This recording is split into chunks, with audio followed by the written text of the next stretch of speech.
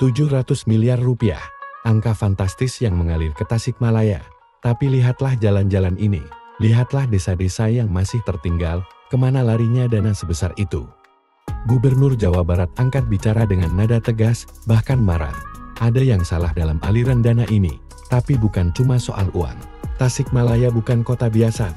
Ia punya basic santri yang kuat, kebudayaan adiluhung, dan tangan-tangan terampil yang menghasilkan kerajinan bambu legendaris. Tapi di balik itu, ada masalah kronis. Dana triliunan tak menyentuh kebutuhan real.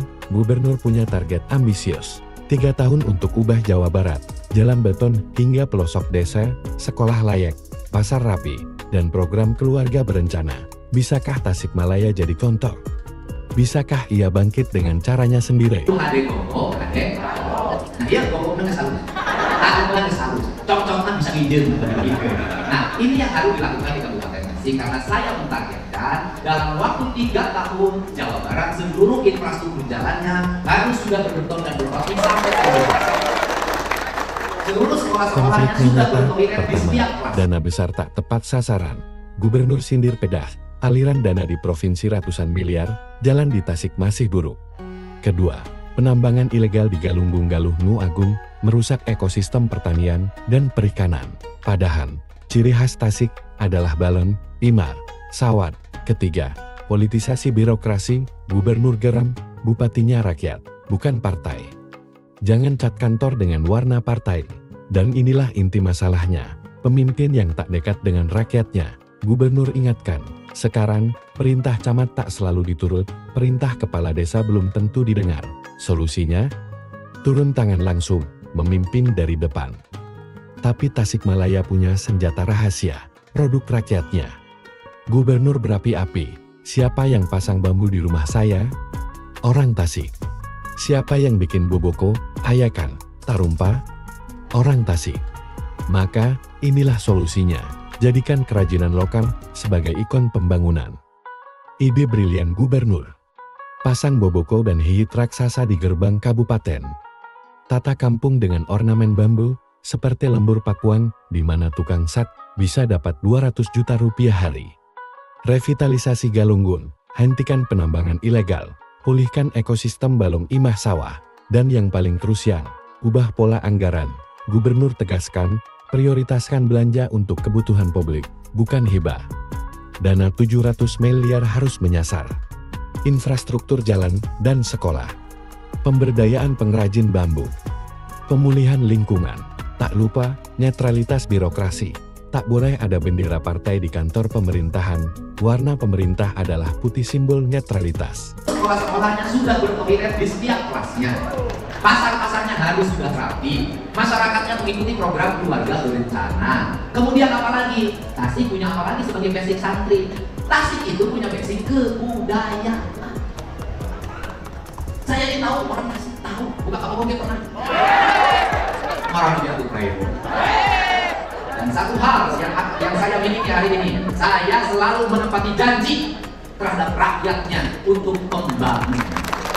Tetapi ada janji yang tidak mungkin saya penuhi adalah janji untuk menikah. Cici, semangat. Anu mau tahun mau aku bisa menikahi nggak pakai. Cici 40 tahun, anak 40 tahun. Lu yang dulu orang. Jadi apa? Tasik punya kampung, nah. Tasik masyarakatnya rajin sekali bikin hihit, bikin cetok, bikin boboko, bikin asepan, bikin anyaman, bikin bilik. Nah, Gubernur Jawa Barat ini sejak saya jadi Bupati Purwakarta paling banyak membawa ornamentasi menjadi aksesoris pembangunan. Di kampung saya, di tempat saya ngantor pasti ayah awi. Siapa yang masang bambu di rumah saya itu orang Tasik. Siapa yang membangun rumah saya dari bambu orang Tasik. Siapa yang bikin ayakan, bikin boboko, nyen sapu, nyen tarumpa, nyen payung orang Tasik. Maksud saya apa? Jangan ragu Kabupaten Tasik menjadikan seluruh produktivitas rakyat itu menjadi ikon-ikon pembangunan daerah. Jadi di gerbang Kabupaten Tasik memang pasangan boboko raksasa. Pasangan bikin raksasa karena itu cirinya. Pemerintahnya harus bangga terhadap apa yang menjadi produk rakyatnya. Karena apa? Ketika itu diangkat menjadi ikon daerah, kampungnya tertata, umur diurus, kotanya ditata. Saya memberikan contoh kecil saja. Di kampung saya di Lubuk Pakuan hari ini, penghasilan tukang sate yang jualan di kampung saya sehari 100 juta. 1 minggu 200 juta. Belum yang lain.